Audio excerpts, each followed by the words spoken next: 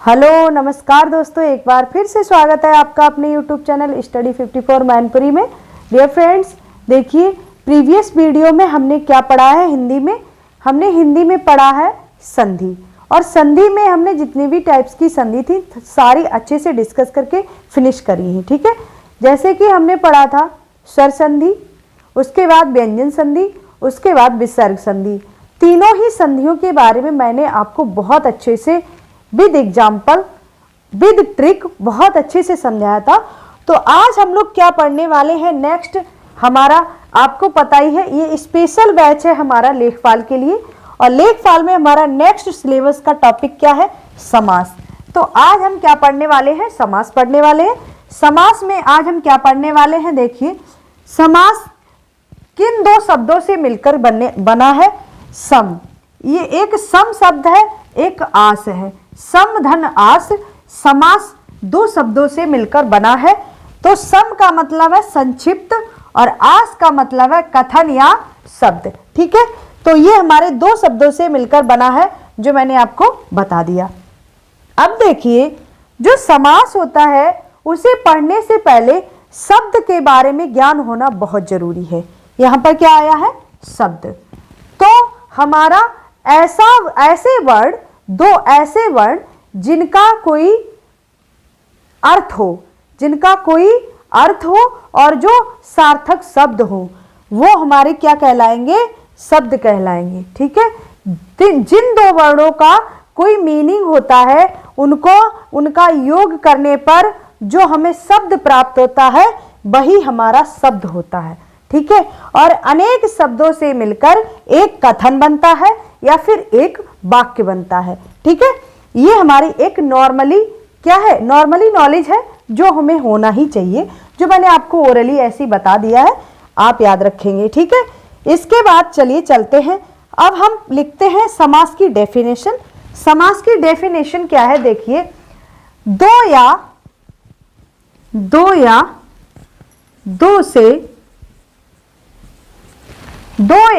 दो से अधिक शब्दों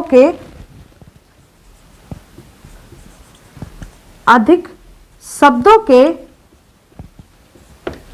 मेल को क्या लिखेंगे आप, दो या दो से अधिक शब्दों के मेल से, ठीक है, मेल से बने सार्थक शब्द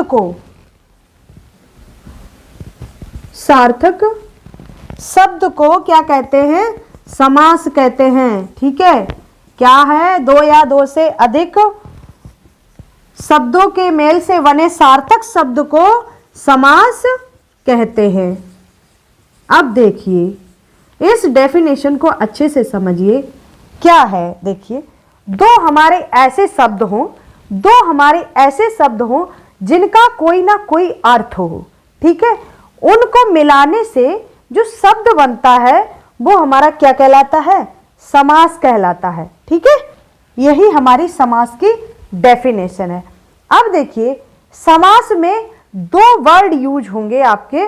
कौन कौन से वर्ड, एक समस्त पद और एक उत्तर पद और एक अंतिम पद। ठीक है, तो इस तरह से देखिए, समस्त पद लिखेंगे आप, समस्त पद, या समस्त पद को ही सामसिक क्या कहते हैं, सामसिक पद।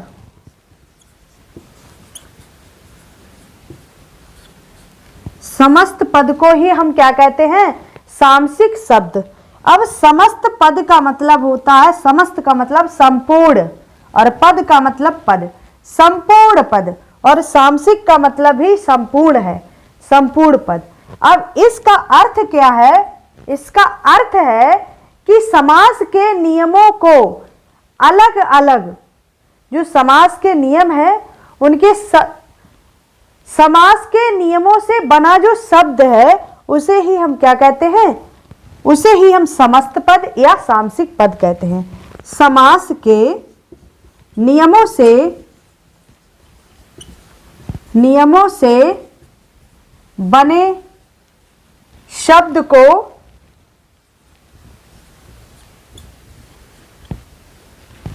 शब्द को क्या कहते हैं? समस्त पद कहते हैं। ठीक है, समस्त या सामसिक पद कहते हैं। ओके, ये तो आपका क्या हुआ? एक्स्ट्रा नॉलेज हुई जो आपको समास पढ़ने से पहले आना चाहिए, समस्त पद के बारे में पता होना चाहिए। ठीक है, अब देखिए समास क्या है? समास एक संक्षिप्त रूप है। दो शब्दों के मिलने से ही, सार्थक शब्दों के मिलने से ही समास शब्द मिलता है। लेकिन समास विग्रह भी हम पढ़ेंगे, किसी चीज को जोड़ना और फिर उसे पदों में तोड़ना भी पढ़ेंगे। ठीक है, तो देखिए समास विग्रह, समास विग्रह की परिभाषा आप लिखेंगे, समास विग्रह।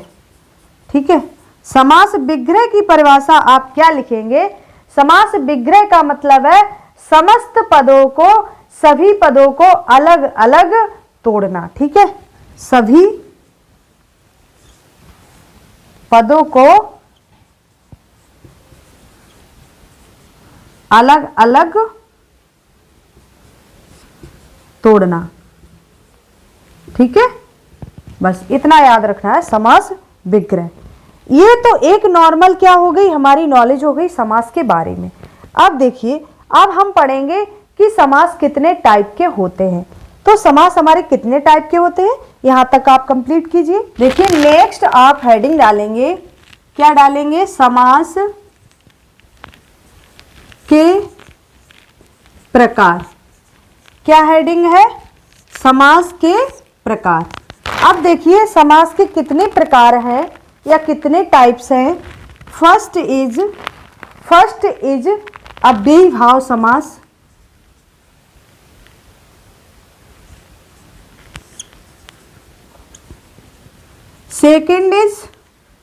फर्स्ट इज अव्ययीभाव समास, सेकंड इज तत्पुरुष समास, ठीक है। थर्ड इज अव्ययीभाव समास, तत्पुरुष समास, द्विगु समास। फोर्थ इज कर्मधारय समास, ठीक है, कर्म धाराय समास। फिर क्या है हमारा? द्विगु। अब द्वंद्व समास होता है एक, और एक होता है बहुब्रीहि समास। क्या होता है? द्वंद्व समास एंड सिक्स इज बहुव्रीहि समास, ठीक है। ये हमारे 6 टाइप के समास होते हैं। कौन से? अव्ययीभाव समास, तत्पुरुष समास, द्विगु समास, कर्मधारय समास, द्वंद्व समास, बहुब्रीहि समास, ठीक है।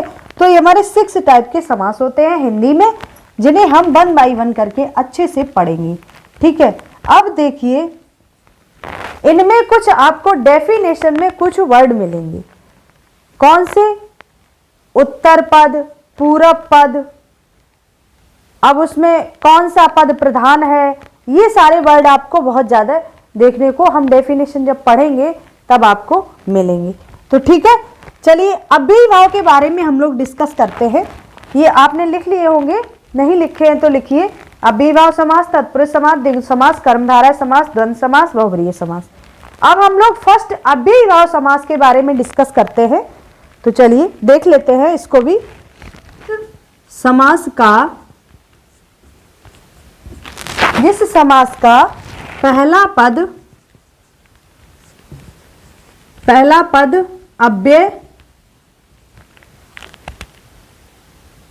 अव्यय हो और क्या हो?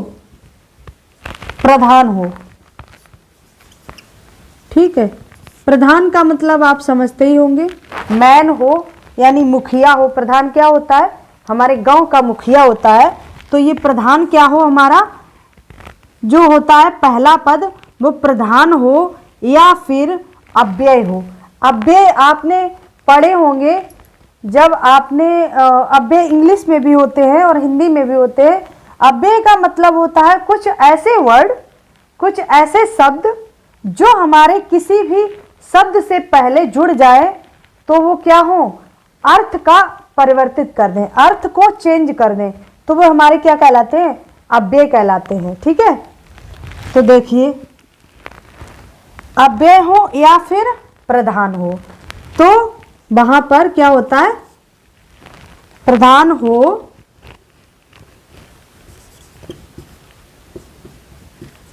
तो वह अव्ययीभाव समास कहलाता है। ठीक है, क्या लिखेंगे आप, अव्ययीभाव समास कहलाता है। अब देखिए इसकी पहचान लिखेंगे, अव्ययीभाव समास पहचानने के लिए पहचान लिखेंगे। पहचान में क्या है, मैंने आपको बता दिया, पहला पद क्या हो, अव्यय हो, पहला पद क्या होंगे, अव्यय होंगे। अब अव्यय में कौन कौन से वर्ण आते हैं या कौन कौन से शब्द आते हैं, ये चीज लिखवा रही हूं आपको। तो देखिए कौन कौन से वर्ण होंगे, पहला हमारा पद क्या होना चाहिए, अनु हो या फिर आ हो। ठीक है, या फिर अनु हो, आ हो, या फिर प्रति हो, प्रति हो, यथा हो, या फिर आवत हो, या फिर हर हो। ये सारे क्या है हमारे, ये हमारे अव्यय हैं। ठीक है, ये हमारे क्या है, अव्यय हैं, प्रीफिक्स वर्ड हैं, इन्हें इंग्लिश में क्या कहते हैं, प्रीफिक्स वर्ड।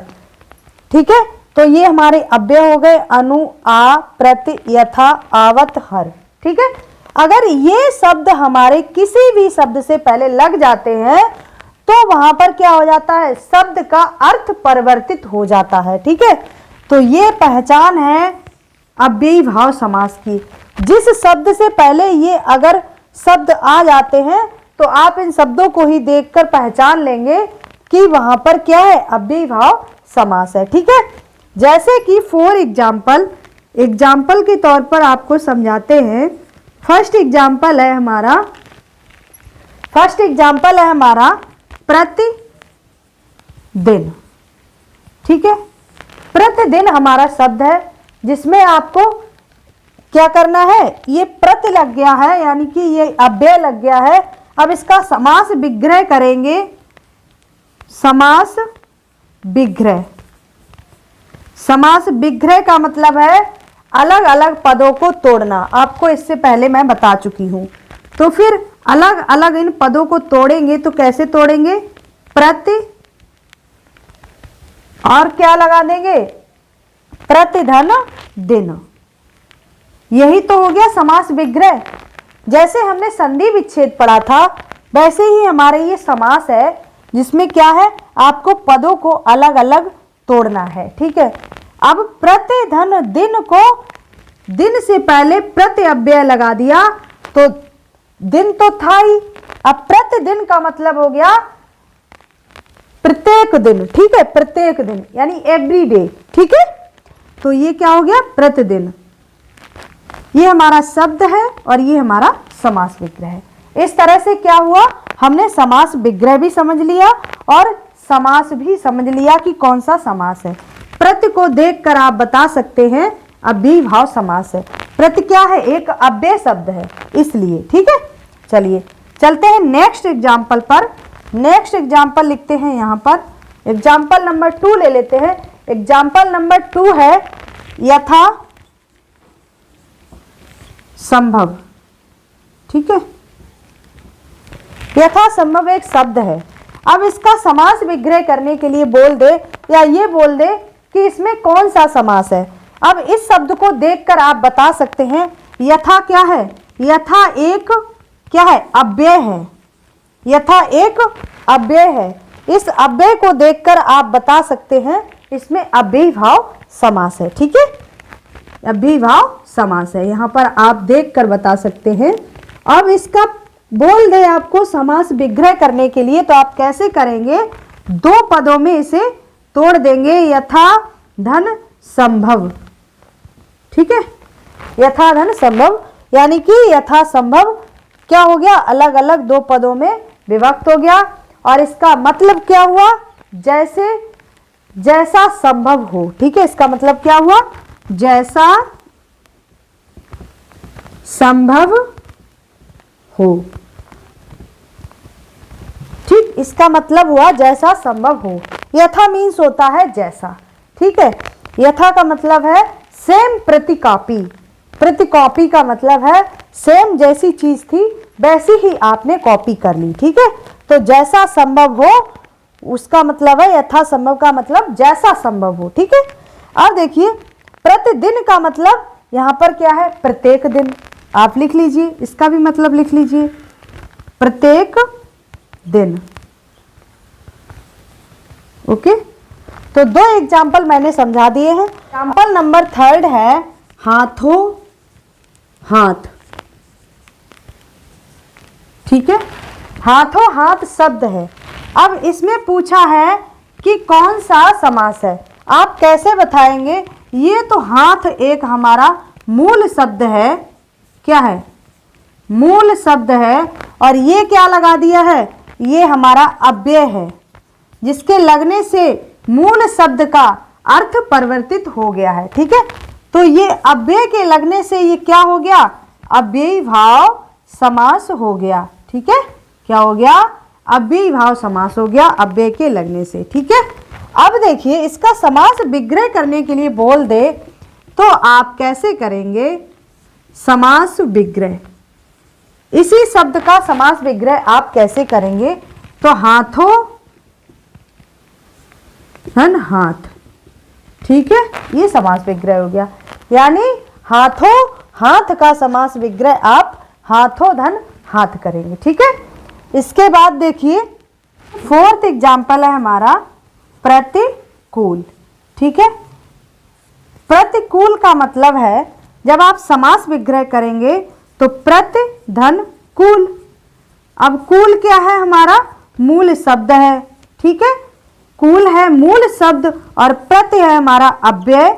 अब इस अव्यय के लगने से मूल शब्द का अर्थ परिवर्तित हो गया, यानी कि कूल का मतलब है किसी चीज के अनुकूल, और प्रति के लगने से क्या हुआ, उसके अनुकूल वो चीज नहीं रह गई, यानी कि उसके अपोजिट, उसके विरुद्ध। ठीक है, प्रति के लगने से शब्द परिवर्तित हो गया। अब ये प्रति हमारा अव्यय है, इसलिए प्रति जहां पर अव्यय शब्द प्रयोग होता है मूल शब्द से पहले, तो हमने परिभाषा क्या पढ़ी है, जहां पर अव्यय शब्द प्रयोग किए जाएंगे उस समास को क्या कहेंगे, अव्ययी भाव समास कहेंगे। यानी कि इसे क्या कहेंगे आप, अव्ययी भाव समास कहेंगे। ठीक है, अव्ययी भाव समास कहेंगे। तो आज हमने अव्ययी भाव समास बहुत अच्छे से डिस्कस किया है। ठीक है, और अव्ययी भाव समास में सबसे अच्छा तरीका आपको एक लाइन में याद क्या रखना है, पूर्व पद इसका प्रधान होता है, यानी कि पहला पद इसका क्या होता है, प्रधान होता है। बस एक ही लाइन में याद रखना है, पहला पद प्रधान। ठीक है, अब पहला पद प्रधान का मतलब है जहां पर अव्यय होगा वहां पर क्या होगा, अव्ययी भाव समास होगा। ठीक है, ब्रैकेट में मैंने लिख दिया है, यहां पर पहला पद प्रधान होगा और क्या होगा, अव्यय होगा। ठीक है, तो ये अव्ययी भाव समास याद करने का मैंने क्या बता दिया है आपको, तरीका बता दिया है। ठीक है, तो चलिए आज के लिए यहीं तक रखते हैं और मिलते हैं नेक्स्ट सेशन में। तब तक के लिए नमस्कार, हैव ए नाइस डे।